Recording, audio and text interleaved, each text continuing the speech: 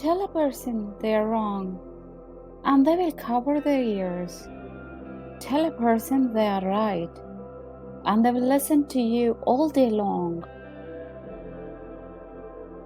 One of the most sincere forms of respect is actually listening to what another has to say. You should speak about another as though they were listening to your conversation.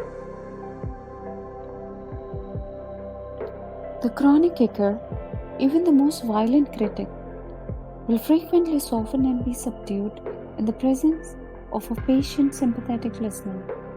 A listener who will be silent while the irate fault-finder dilates like a king cobra and spews the poison out of his system. Listening is an art that requires attention over talent, spirit over ego, others over self. Wisdom is the reward you get for a lifetime of listening when you'd have preferred to talk. We have 2 ears and 1 mouth so that we can listen twice as much as we speak. Never allow your ego to diminish your ability to listen. Listening is a gift of spiritual significance that you can learn to give to others. When you listen, you give one a sense of importance, hope and love that he or she may not receive any other way. Through listening, we nurture and validate the feelings one has, especially when he or she experiences difficulties in life. You learn when you listen. You earn when you listen, not just money, but respect. To listen is very hard because it asks of us so much interior stability that we no longer need to prove ourselves by speeches, arguments, statements, or declarations. True listeners no longer have an inner need to make their presence known. They are free to receive, to welcome, to accept. Listening is much more than allowing another to talk while waiting for a chance to respond. Listening is paying full attention to others and welcoming them into our very beings. The beauty of listening is that those who are listened to start feeling accepted, start taking their words more seriously, and discovering their own true selves. Listening is a form of spiritual hospitality by which you invite strangers to become friends, to get to know their inner selves more fully, and even to dare to be silent with you. Self-transformation cannot be accomplished without listening and following our intuition. Listening is the most dangerous thing of all. Listening means knowing, finding out about something, and knowing what's going on. Our ears don't have lids that can instinctively close against the words uttered. They can't hide from what they sense they are about to hear. It's always too late. You're short on ears and long on mouth. When we fear what other people think about us, we are frequently more focused on being interesting and less focused on taking an interest. That's why many people talk a great deal when they are anxious, and why many people never feel heard. If both people and conversation are trying to be interesting, there is no one left to genuinely listen.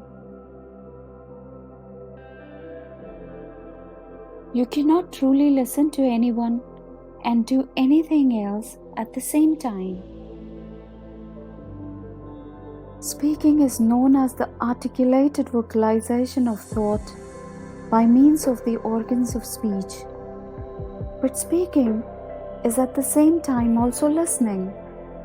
It is the custom to put speaking and listening in opposition. One man speaks, the other listens. But listening accompanies and surrounds not only speaking, such as takes place in conversation. The simultaneousness of speaking and listening has a larger meaning. Speaking is of itself a listening.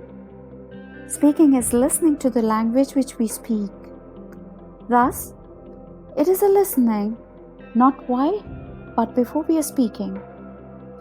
This listening to language also comes before all other kinds of listening that we know, in a most inconspicuous manner. We do not merely speak the language, we speak by way of it. We can do so solely because we always have already listened to the language. What do we hear there? We hear language speaking. Don't waste your time with explanations. People only hear what they want to hear.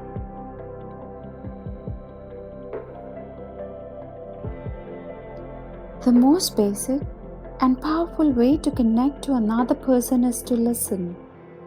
Just listen. Perhaps the most important thing we ever give each other is our attention. Allowing silence often has far more power to heal and to connect than the most well-intentioned words. The most basic of all human needs is the need to understand and be understood. The best way to understand people is to listen to them.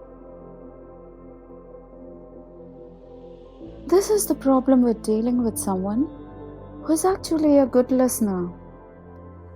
They don't jump in on your sentences, saving you from actually finishing them, or talk over you, allowing what you do manage to get out to be lost or altered in transit.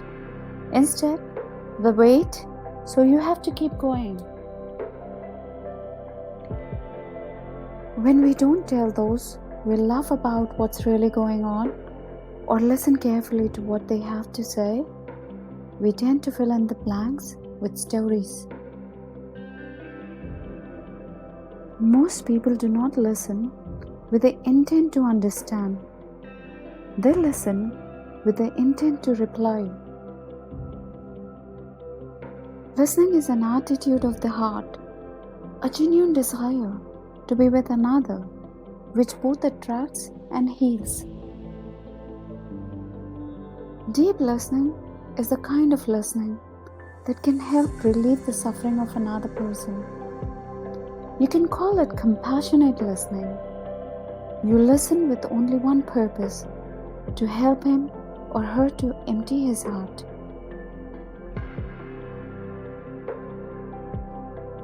Courage is what it takes to stand up and speak. Courage is also what it takes to sit down and listen.